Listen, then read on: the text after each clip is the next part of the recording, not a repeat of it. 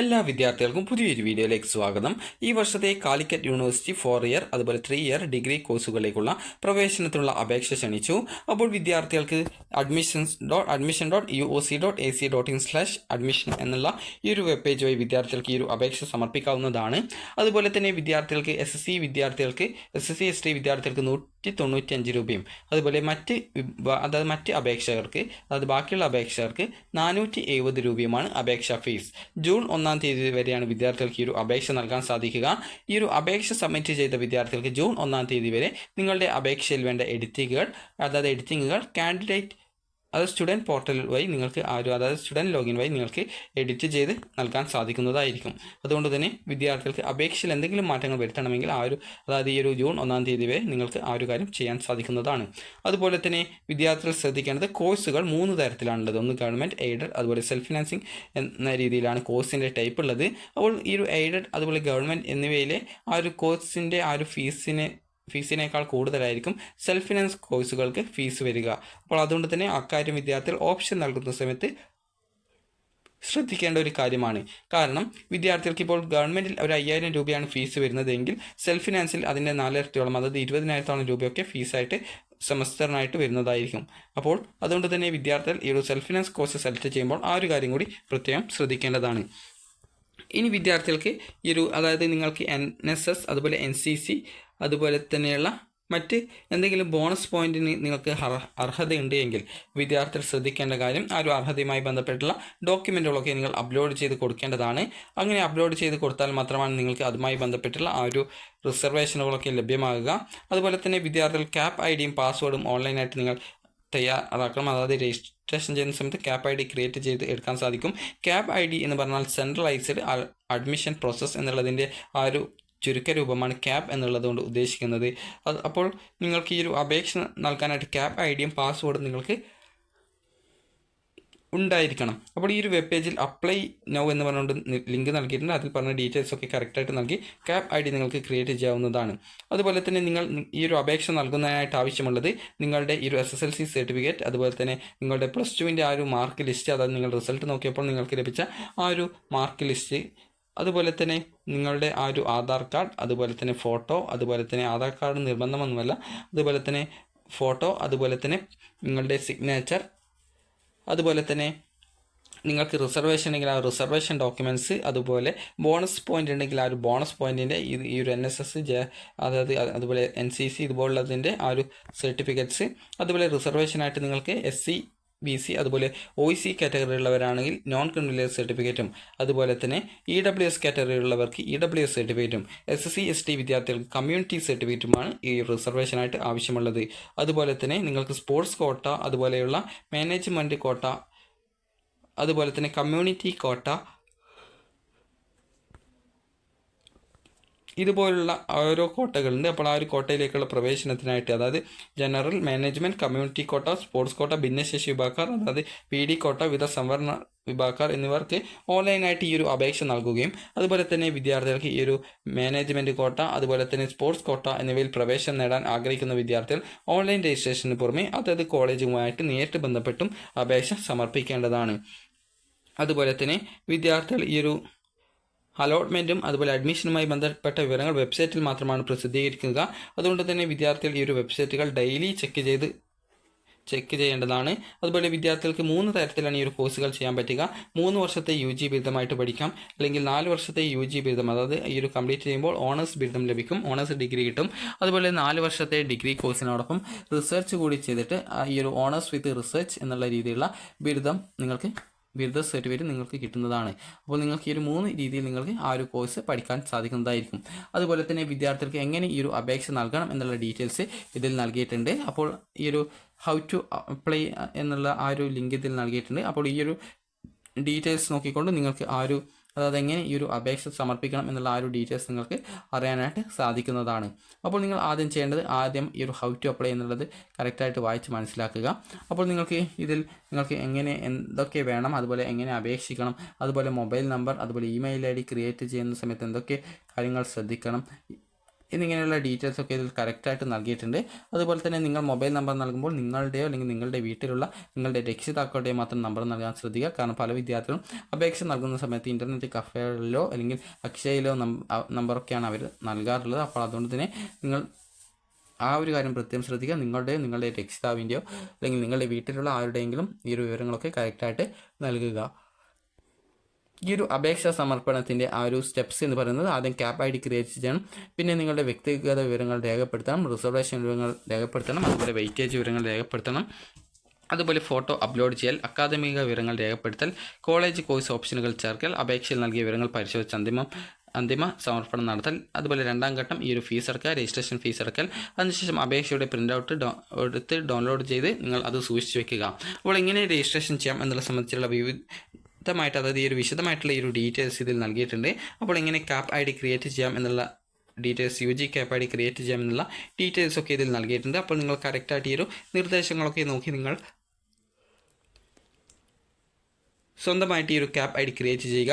അതുപോലെ തന്നെ നിങ്ങൾക്ക് ഈ ഒരു ജൂൺ 1-ാം തീയതി വരെ അപേക്ഷയിലെ ഏതൊരുവിധ തെറ്റുകളും നിങ്ങൾക്ക് എഡിറ്റ് ചെയ്ത് നൽകാനുള്ള അവസരമുണ്ട്. അത് ജൂൺ 1-ാം തീയതി വരെ ഇതിനുള്ള അവസരമുണ്ട്. അതുപോലെ വെയിറ്റേജ്, ഡിസബിലിറ്റി സർട്ടിഫിക്കറ്റ് അതുപോലുള്ള ഡീറ്റെയിൽസും മറ്റും അപ്ലോഡ് ചെയ്ത് കൊടുക്കാനുള്ള ഭാഗമുണ്ട്. അതുപോലെ തന്നെ ഈ ഒരു കാര്യങ്ങൾ നിങ്ങൾ കറക്റ്റായിട്ട് അപ്ലോഡ് ചെയ്ത് കൊടുക്കുക. അതിനുശേഷം നിങ്ങളുടെ ഫോട്ടോ നിങ്ങൾക്ക് അപ്ലോഡ് ചെയ്ത് കൊടുക്കാനുള്ള സൗകര്യമുണ്ട്. അതുപോലെ തന്നെ ഈ ഒരു ഭാഗത്ത് പ്രീവിയസ് പേജിലേക്ക് പോയിട്ട് എന്തെങ്കിലും മാറ്റങ്ങൾ വരുത്തണമെങ്കിൽ ആ ഒരു രീതിയിൽ ചേഞ്ച് ചെയ്ത് കൊടുക്കാനുള്ള സൗകര്യം കൊടുത്തിട്ടുണ്ട്. അതുപോലെ എഡ്യൂക്കേഷണൽ ഡീറ്റെയിൽസ്, അതുപോലെ തന്നെ നിങ്ങൾക്ക് ഈ ഒരു അതായത് കോളേജ് കോഴ്സ് ഓപ്ഷൻ സെലക്ട് ചെയ്യുക എന്നിങ്ങനെയുള്ള കാര്യങ്ങളൊക്കെ എങ്ങനെ ചെയ്യണം എന്നുള്ള ഡീറ്റെയിൽസൊക്കെ കറക്റ്റായിട്ട് ഇതിൽ നൽകിയിട്ടുണ്ട്. അതായത് പിക്ചർ അടക്കം കറക്റ്റായിട്ട് കൊടുത്തിട്ടുണ്ട്. അപ്പോൾ ഇതൊക്കെ നിങ്ങൾ കറക്റ്റായിട്ട് നോക്കുക. അപ്പോൾ വിദ്യാർത്ഥികൾ കോളേജ് സെലക്ട് ചെയ്യുന്ന സമയത്ത്, സെൽഫ് ഫിനാൻസ് കോളേജ് സെലക്ട് ചെയ്യുന്ന സമയത്ത് അതിൻ്റെ ആ ഒരു ഫീസിൻ്റെ ആ ഒരു സ്ട്രക്ചർ കറക്റ്റായിട്ട് നോക്കേണ്ടതാണ്. കാരണം ഒരു ഗവൺമെൻറ് അല്ലെങ്കിൽ എയ്ഡഡ് കോളേജുകളിലേക്കാൾ കൂടുതൽ ഫീസായിരിക്കും ഒരു സെൽഫ് ഫിനാൻസ് കോഴ്സുകൾക്ക് ഉണ്ടാവുക. അതായത് ഏകദേശം നിങ്ങൾക്ക് ഓരോ സെമസ്റ്ററും നിങ്ങൾ ഏകദേശം 30,000 അല്ലെങ്കിൽ 20,000 രൂപ ഓരോ സെമസ്റ്ററും നിങ്ങൾ അടക്കേണ്ടതായിട്ട് വരും. അതുപോലെ തന്നെ ഈ ഒരു അപേക്ഷ ഫൈനൽ കൺഫർമേഷൻ ചെയ്യും മുമ്പ് നിങ്ങൾ നൽകിയിട്ടുള്ള ഓപ്ഷൻസ് എല്ലാം നിങ്ങൾക്ക് വേണ്ടതാണോ, അതുപോലെ എന്തെങ്കിലും വിവരങ്ങൾ തെറ്റിയിട്ടുണ്ടോ, ഇമെയിൽ ID സ്പെല്ലിംഗ് തെറ്റിയിട്ടുണ്ടോ, അതുപോലെ മൊബൈൽ നമ്പർ തെറ്റിയിട്ടുണ്ടോ എന്നിങ്ങനെയുള്ള കാര്യങ്ങളൊക്കെ കറക്റ്റായിട്ട് നിങ്ങൾ ചെക്ക് ചെയ്യേണ്ടതാണ്. അതുപോലെ തന്നെ വിദ്യാർത്ഥികൾ ഈ ഒരു കോളേജ് കോഴ്സ് ഓപ്ഷനുകൾ നിങ്ങളുടെ താല്പര്യത്തിനനുസരിച്ച് നിങ്ങൾക്ക് ആഡ് ചെയ്ത് കൊടുക്കാവുന്നതാണ്. അപ്പോൾ വിദ്യാർത്ഥികൾക്ക് ഈ ഒരു അതായത് നിങ്ങളുടെ ഈ ഒരു +2 സർട്ടിഫിക്കറ്റ് വെച്ചുകൊണ്ട് മാത്രമേ +2 മാർക്ക് ഡീറ്റെയിൽസ് നൽകാവൂ. കാരണം തെറ്റിപ്പോകരുത്. അതുപോലെ തന്നെ വിദ്യാർത്ഥികൾ ഈ ഒരു വൊക്കേഷണൽ ഹയർ സെക്കൻഡറി വിദ്യാർത്ഥികൾക്കും ഈ ഒരു അപേക്ഷ സമർപ്പിക്കാൻ സാധിക്കും. അവസാനം നിങ്ങൾ കൺഫേം ചെയ്യുന്ന മുമ്പായിട്ട് നിങ്ങൾക്ക് പ്രിവ്യൂ പേജ് കാണാനുള്ള സൗകര്യം ഉണ്ടാകും. അപ്പോൾ ആ ഒരു പ്രിവ്യൂ പേജ് കറക്റ്റായിട്ട് ചെക്ക് ചെയ്ത് എന്തെങ്കിലും തെറ്റുകൾ ഉണ്ടോ എന്നുള്ള കാര്യങ്ങളൊക്കെ പ്രത്യേകം ശ്രദ്ധിക്കേണ്ടതാണ്. തെറ്റുകളൊന്നുമില്ല എങ്കിൽ നിങ്ങൾക്ക് കൺഫേം ചെയ്യാം. അതുപോലെ ഒരു വിദ്യാർത്ഥിക്ക് 20 ഓപ്ഷൻസാണ് വെക്കാനായിട്ട് സാധിക്കുക. അതുപോലെ തന്നെ വിദ്യാർത്ഥികൾക്ക് അതിനുശേഷം നിങ്ങൾക്ക് ഈ ഒരു രജിസ്ട്രേഷൻ ഫീ പേയ്മെൻറ്റിൻ്റെ ആ ഒരു പേജിലേക്കാണ് പോവുക. അവിടെ നിന്ന് നിങ്ങൾക്ക് ഫീ പേയ്മെൻറ്റ് ചെയ്യാവുന്നതാണ്. അപ്പോൾ നിങ്ങൾക്ക് ഈ ഒരു ഓൺലൈനായിട്ട് ഫീ അടക്കാനായിട്ട് ഈ ഒരു ഭാഗത്ത് കാണുന്നതിൽ നിങ്ങൾക്ക് ഏത് ഭാഗമാണോ സൗകര്യം അത് നിങ്ങൾക്ക് കറക്റ്റായിട്ട് ചെയ്ത് ആ ഒരു ഫീ പേയ്മെൻറ്റ് ചെയ്ത് ഈ ഒരു അലോട്ട്മെൻറ്റ് പ്രോസസ്സ് പൂർത്തിയാക്കാൻ സാധിക്കുന്നതാണ്. അപ്പോൾ ഈ ഒരു അപേക്ഷ നൽകിയ ശേഷം നിങ്ങൾക്ക് അതിൻ്റെ ആ ഒരു പ്രിൻ്റ് ഔട്ട് എടുക്കുക. അതുപോലെ പേയ്മെൻറ്റ് ചെയ്യുന്ന സമയത്ത് നിങ്ങൾ ഈ ഒരു റിഫ്രഷ് ബട്ടണോ ബാക്ക് ബട്ടണോ അമർത്താൻ പാടുള്ളതല്ല. അപ്പോൾ നിങ്ങൾക്ക് പിന്നീട് കാൻഡിഡേറ്റ് അതായത് സ്റ്റുഡൻറ്റ് ലോഗിൻ ഉപയോഗിച്ചുകൊണ്ട് നിങ്ങൾക്ക് ആ ഒരു അതായത് ഇതുപോലെയാണ് നിങ്ങളുടെ ആ ഒരു പ്രിൻ്റ് ഔട്ട് നിങ്ങൾക്ക് എടുക്കാൻ സാധിക്കുക. അപ്പോൾ നിങ്ങൾക്ക് ഈ രീതിയിൽ നിങ്ങൾക്ക് ആ ഒരു പ്രിൻ്റ് ഔട്ട് എടുത്തുകൊണ്ട് നിങ്ങൾക്കത് നിങ്ങളുടെ കയ്യിൽ സൂക്ഷിച്ച് വെക്കാവുന്നതാണ്. നിങ്ങൾക്ക് അലോട്ട്മെൻറ്റ് കിട്ടുകയാണെങ്കിൽ നിങ്ങൾക്ക് ആ ഒരു അഡ്മിഷൻ ടൈമിൽ ഈ ഒരു ഡോക്യുമെൻറ്റ് കൊണ്ടുപോകേണ്ടതായിട്ട് വരും. അതുപോലെ വിദ്യാർത്ഥികൾക്ക് പ്രത്യേക നിർദ്ദേശങ്ങൾ നൽകിയിട്ടുണ്ട്. രജിസ്ട്രേഷൻ വേളയിൽ ഏതെങ്കിലും ഭാഗത്ത് പിന്നീട് തുടരാമെന്ന് ഉദ്ദേശിക്കുന്ന പക്ഷം ലോഗൗട്ട് ചെയ്യുക. രജിസ്ട്രേഷൻ വേളയിൽ ഒരു കാരണവശാലും സെർച്ച് ബ്രൗസറിൽ ബാക്ക് ബട്ടൺ ഉപയോഗിക്കരുത്. ഏതെങ്കിലും തരത്തിലുള്ള തെറ്റായ വിവരങ്ങൾ അപേക്ഷ സമർപ്പിക്കുന്നതിനായിട്ട് നൽകിക്കഴിഞ്ഞാൽ അപേക്ഷ റദ്ദ് ചെയ്യുകയും അതിനായിട്ട് നിങ്ങൾ നൽകുന്ന ഡീറ്റെയിൽസുകൾ കറക്റ്റാണെന്നുള്ള കാര്യം പ്രത്യേകം ശ്രദ്ധിക്കുക. ക്യാപ് ID, പാസ്വേഡ് എന്നിവ രജിസ്ട്രേഷൻ ആരംഭിച്ച് അഡ്മിഷൻ അവസാനിക്കുന്നതിന് ഇടയിൽ നഷ്ടപ്പെടുന്ന പക്ഷം വിദ്യാർത്ഥികൾക്ക് രജിസ്ട്രേഷൻ പേജിൻ്റെ ചുവടെ നൽകിയിട്ടുള്ള forgot cap ID or password എന്നിവ ഉപയോഗിക്കാവുന്നതാണ്. അതുപോലെ തന്നെ വിദ്യാർത്ഥികൾ ചോദിച്ച കാര്യമാണ് ഏതൊക്കെ കോളേജുകളാണ് ഉള്ളത് എന്നുള്ളത്.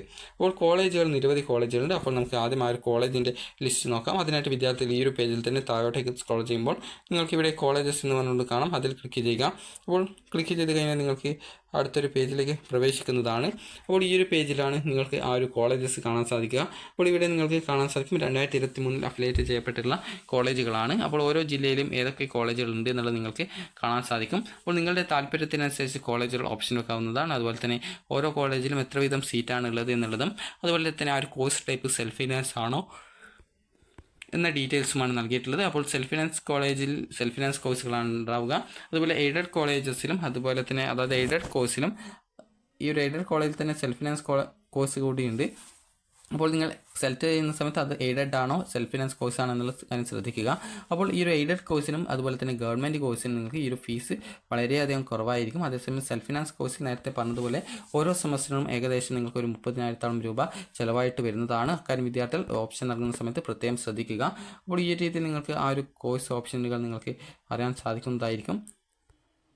അപ്പോൾ ഇവിടെ ഗവൺമെൻറ് എന്ന് പറഞ്ഞുകൊണ്ട് നൽകിയിട്ടുണ്ട്. അതുപോലെ തന്നെ നിങ്ങൾക്ക് അത് വേണമെങ്കിൽ അത് സെലക്ട് ചെയ്ത് കൊടുത്തു കഴിഞ്ഞാൽ ഏതൊക്കെയാണ് ഗവൺമെൻറ് കോളേജുകൾ ഉള്ളത് എന്നുള്ളത് നിങ്ങൾക്ക് കറക്റ്റായിട്ട് മനസ്സിലാക്കാൻ പറ്റും. അതുപോലെ തന്നെ എയ്ഡഡ് കോളേജുകൾ ഏതെല്ലാമാണ്, അതുപോലെ സെൽഫ് ഫിനാൻസ് കോളേജസ് ഏതെല്ലാമാണ്, അതുപോലെ തന്നെ നിങ്ങൾക്ക് ഈ ഒരു ഡിപ്പാർട്ട്മെൻറ്റ് ഈ ഒരു യൂണിവേഴ്സിറ്റിക്ക് കീഴിലുള്ള ഡിപ്പാർട്ട്മെൻറ്റ്സ് ഉണ്ടോ എന്നുള്ളത് നിങ്ങൾക്കറിയാം. അതിൻ്റെ റിസൾട്ട് വന്നില്ല. അതുപോലെ യൂണിവേഴ്സിറ്റി സെൻറ്റേഴ്സ് ഏതൊക്കെയുണ്ട് എന്നുള്ള ഡീറ്റെയിൽസ് നിങ്ങൾക്ക് കാണാൻ സാധിക്കും. അപ്പോൾ ഈ രീതിയിൽ ആ ഒരു കോഴ്സ് ടൈപ്പ് സെൽഫ് ഫിനാൻസ് ആണ് ഈ ഒരു യൂണിവേഴ്സിറ്റിയുടെ കീഴിൽ വരുന്ന ആ ഒരു കോഴ്സിന് കണ്ടിട്ടുള്ളത്.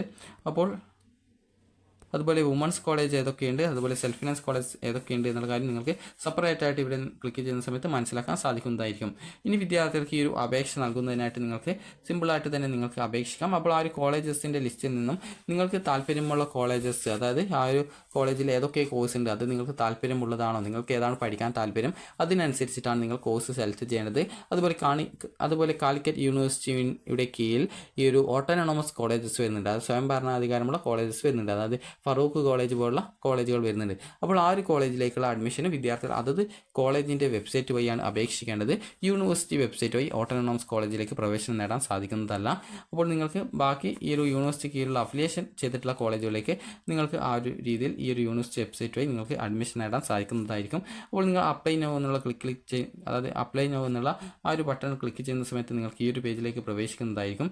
അപ്പോൾ ഇവിടെ ഹൗ ടു അപ്ലൈ ഓൺലൈൻ എന്ന് നേരത്തെ കാണിച്ചിട്ടുള്ള ആ ഒരു നിർദ്ദേശം ഡൗൺലോഡ് ചെയ്തെടുക്കാനുള്ള ലിങ്കൊക്കെ ഇവിടെ നൽകിയിട്ടുണ്ട്. അതുപോലെ തന്നെ നിങ്ങൾക്ക് ചെറിയൊരു വിവരണം എങ്ങനെ നിങ്ങൾക്ക് ആ ഒരു ഈ ഒരു FI UG കോഴ്സ് UG ക്യാപ്പിനെ കുറിച്ച്, അത് FI എന്ന് പറഞ്ഞാൽ 4 ഇയർ അണ്ടർ ഗ്രാജുവേറ്റ്, അതായത് ഈ ഒരു സെൻട്രലൈസ്ഡ് അഡ്മിഷൻ പ്രോസസ്സ് എന്നുള്ളതാണ്. അപ്പോൾ അതിലേക്ക് എങ്ങനെ നിങ്ങൾക്ക് പ്രവേശനം നേടാം എന്നുള്ള സംബന്ധിച്ചുള്ള ഡീറ്റെയിൽസ് ഒക്കെ നൽകിയിട്ടുണ്ട്. അപ്പോൾ ആദ്യം തന്നെ നിങ്ങൾക്ക് ഇവിടെ കുറച്ച് നിർദ്ദേശങ്ങളാണ് ഇവിടെ നൽകിയിട്ടുള്ളത്. അപ്പോൾ ഇവിടെ ഈ ഒരു നൽകിയ നിർദ്ദേശങ്ങളൊക്കെ കറക്റ്റായിട്ട് വായിച്ച് മനസ്സിലാക്കുക. കാരണം തെറ്റിപ്പോകരുത്. വായിച്ചിട്ട്, അതായത് ഈ ഒരു +2 ജയിച്ച ഒരു വിദ്യാർത്ഥിക്കാണ് അപേക്ഷ നൽകാനായിട്ട് സാധിക്കുക. അതുപോലെ എങ്ങനെയാണ് ഇൻഡെക്സ് മാർക്ക് കാൽക്കുലേഷൻ ചെയ്യുന്നത്, എന്തിനൊക്കെയാണ് ബോണസ് പോയിന്റ് ഉള്ളത് എന്നിങ്ങനെയുള്ള ഡീറ്റെയിൽസ് ഒക്കെ പ്രോസ്പെക്ടസിൽ നൽകിയിട്ടുണ്ട്. അതൊക്കെ നിങ്ങൾ കറക്റ്റായിട്ട് വായിച്ച് മനസ്സിലാക്കുക. അപ്പോൾ നിങ്ങൾക്ക് കറക്റ്റായിട്ട് ഡീറ്റെയിൽസ് ഒക്കെ മനസ്സിലാക്കാൻ സാധിക്കും. അതുപോലെ എന്തെങ്കിലും അതുമായി ബന്ധപ്പെട്ട് ഡൗട്ട് ഉണ്ടെങ്കിൽ നിങ്ങൾക്ക് താഴെ കമൻറ്റായിട്ട് രേഖപ്പെടുത്താം. അതിനുശേഷം നിങ്ങൾ ഇത് ഫുൾ വായിച്ച ശേഷം നിങ്ങൾ ക്ലിക്ക് ഹിയർ ടു പ്രൊസീഡ് എന്നുള്ളതിൽ ക്ലിക്ക് ചെയ്യുക. അപ്പോൾ ക്ലിക്ക് ചെയ്യുന്ന സമയത്ത് നിങ്ങൾക്ക് പിന്നീട് ഈ ഒരു പേജിലേക്കാണ് പോവുക. അപ്പോൾ ഇവിടെ നിങ്ങൾക്ക് ന്യൂ രജിസ്ട്രേഷൻ ചെയ്യാനുള്ള വിദ്യാർത്ഥികളാണെങ്കിൽ സൈൻ അപ്പ് എന്നുള്ളതും, രജിസ്ട്രേഷൻ ഇതുവരെ ചെയ്യാത്ത ഒരു വിദ്യാർത്ഥിയാണെങ്കിൽ ആ ഒരു സൈൻ ഇൻ എന്നുള്ളതുമാണ് ക്ലിക്ക് ചെയ്യേണ്ടത്. അപ്പോൾ നിങ്ങൾക്കിവിടെ നിങ്ങൾ ഈ ഒരു ഡീറ്റെയിൽസ് ചോദിക്കുന്നുണ്ട്, രജിസ്ട്രേഷൻ ടൈപ്പ് ചോദിക്കുന്നുണ്ട്. അപ്പോൾ ഈ ഒരു FI UG C CAP registration 2024, അതുപോലെ നിങ്ങളുടെ ആ ഒരു പേര്, അതുപോലെ തന്നെ ഈ ഒരു ഇമെയിൽ ID, മൊബൈൽ നമ്പർ എന്നിങ്ങനെയുള്ള ഡീറ്റെയിൽസ് ഒക്കെ കറക്റ്റായിട്ട് നൽകിയിട്ട് ആ ഒരു രജിസ്ട്രേഷൻ ചെയ്തുകൊണ്ട് നിങ്ങൾക്ക് നേരത്തെ പറഞ്ഞ ആ ഒരു ഹൗ ടു അപ്ലൈ എന്നുള്ള ആ ഒരു ലിങ്ക് വഴി നിങ്ങൾക്ക് എങ്ങനെ അപ്ലൈ ചെയ്യാമെന്നുള്ള ആ ഒരു ഡീറ്റെയിൽസ് ഒക്കെ മനസ്സിലായിട്ടുണ്ടാകുമെന്ന് കരുതുന്നു. അപ്പോൾ ആ ഒരു രീതിയിൽ നിങ്ങൾക്ക് കറക്റ്റായിട്ട് ആ ഒരു ഡീറ്റെയിൽസ് ഒക്കെ മനസ്സിലാക്കിയിട്ട് നിങ്ങൾ കറക്റ്റായിട്ട് ഈ ഒരു അപേക്ഷ സമർപ്പിക്കുക. അപ്പോൾ നേരത്തെ പറഞ്ഞതുപോലെ തന്നെ സ്പോർട്സ് കോട്ട, മാനേജ്മെൻറ്റ് കോട്ട എന്നിവയിൽ പ്രവേശനം നേടാൻ താല്പര്യപ്പെടുന്ന വിദ്യാർത്ഥികൾ ഈ ഒരു അപേക്ഷ ഓൺലൈനായിട്ട് നൽകുകയും അതുപോലെ ആ ഒരു കോളേജിൽ നേരിട്ട് അപേക്ഷ സമർപ്പിക്കുകയും ചെയ്യേണ്ടതുണ്ട്. അപ്പോൾ നിങ്ങൾക്ക് ഈ ഒരു വീഡിയോ ഉപകാരപ്രദമായിട്ടുണ്ടെങ്കിൽ ലൈക്ക് ചെയ്യുക, ഷെയർ ചെയ്യുക. Thank you for watching.